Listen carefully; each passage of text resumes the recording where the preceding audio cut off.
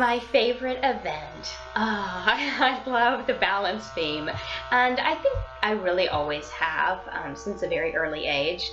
Balance beam became my favorite kind of by default. I wasn't a very strong gymnast. I didn't have those nice powerful legs like a Mary Lou Retton or a Shawn Johnson, Simone Biles. I kind of had these little twigs that didn't really get me too far down the runway. I didn't even make an impression in the springboard, my coach says. So vault was kind of tough.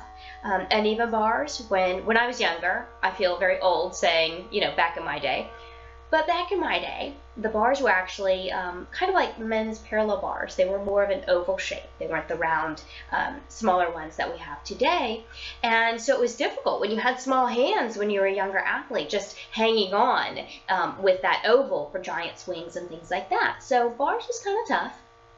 Floor exercise, kind of we're back to the power for the tumbling, although I did enjoy the dance element.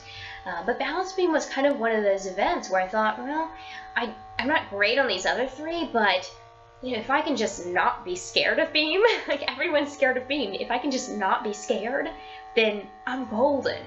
So I really worked hard at just kind of that no fear attitude, and I really enjoyed trying new skills and just kind of, as we say, checking things. And sometimes they worked out and sometimes they didn't, but for the most part, I really enjoyed kind of the physics of beam and the understanding of where you put your body and how this little tweak here can make such a big difference over there.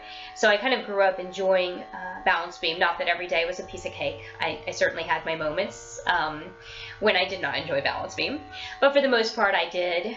Bars was probably a very close second. At least it became that way. I just loved the feeling of swinging around the bars, doing release moves, kind of that, oh, will I catch it moment, kind of the adrenaline rush that you got from doing those moves.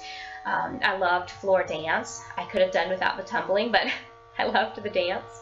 Vault was really an area where I had to work hard to kind of overcome, not really fear, but just this idea that I wasn't powerful enough. I had to try to switch that around in my mind, and we had to really look for specific vaults that I could excel at and use kind of my body type to my benefit. So those were kind of that's kind of how I looked at the events. I think it's really important, and my coach always said that, don't pick a favorite event, not while you're competing.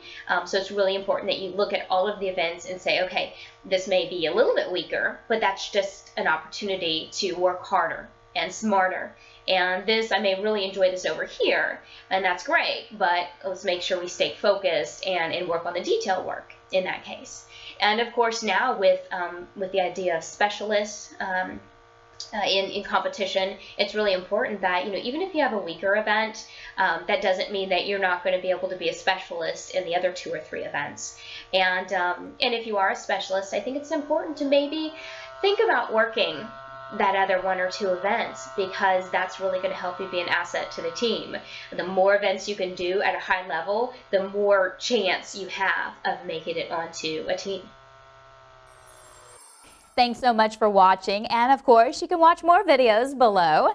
And if you have a question for me, make sure to tweet me at ShannonMiller96 with the hashtag Shannon's Take. Make sure to subscribe to my YouTube channel and you'll get all of the answers to all of your questions. See you next time.